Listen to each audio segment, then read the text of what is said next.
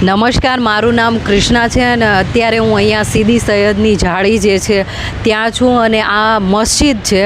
તો આ જે મસ્જિદ છે એની સ્થાપના 1572માં સીદી સૈયદના નામના એક વ્યક્તિએ કરી હતી અને ત્યારે મુઝફ્ફર નામના જે રાજા હતા એમનું અહીંયા શાસન હતું અને એ ત્રીજા રાજા હતા અને ત્યારે અમદાવાદ ઉપર એમનું શાસન હતું. અને આ જે સીદી સૈયદની જાળી છે તો એ જાળી એવી છે કે અહીંયા જે કોતરણી કામ જે કરેલું છે એ પથ્થરમાંથી કોતરણી કામ કરેલું છે અને એમાં નાના નાના એવા શિલ્પ બનાવેલા છે જે જોઈને દુનિયાના લોકો છે એ ચકિત થઈ ગયા હતા. અને અત્યારે પણ જ્યારે યુનેસ્કોએ આપણા અમદાવાદને વર્લ્ડ હેરિટેજ સિટી માન્યું છે તો એમાંનું એક આ નમૂનો છે કે જે સીદી સૈયદની જાળી છે એ એવું શિલ્પકામ છે જે પથ્થરમાંથી બનાવવામાં આવ્યું છે અને એ શિલ્પકામ એવું નાનું છે કે એમાં તમને જોવા મળશે કે તમે જ્યારે સીદી સૈયદની જાળી જોવા માટે આવો ત્યારે તમને જોવા મળશે કે પથ્થર જે છે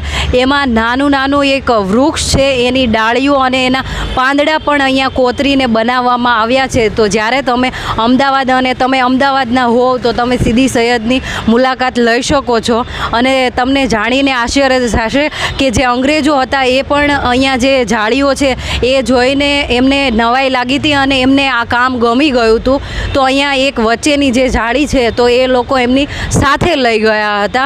તો એવું જે આ સીદી સૈયદની જાળી છે એકદમ સુંદર છે અને મને ગૌરવ થાય છે કે આપણા અમદાવાદનું આ અહીંયા શિલ્પકામ છે અને પથ્થરકામ જે છે એ વિશ્વમાં જાણીતું છે. અને આપણે અમદાવાદમાં હોઈએ તો આપણે અહીંયાથી આજુબાજુ નીકળતા હોય તો આપણને એવું થાય કે એમાં શું છે, પણ દુનિયાવાળા અને જે લોકો કલાની કદર કરે છે એમને ખબર પડે અને એ લોકોને જાણ થાય કે આ એક કલા અને શ્રેષ્ઠ કલાનું પ્રતીક છે. તો મળીએ નેક્સ્ટ વિડીયોમાં અને તમે પણ આની મુલાકાત લઈ શકો છો. ધન્યવાદ.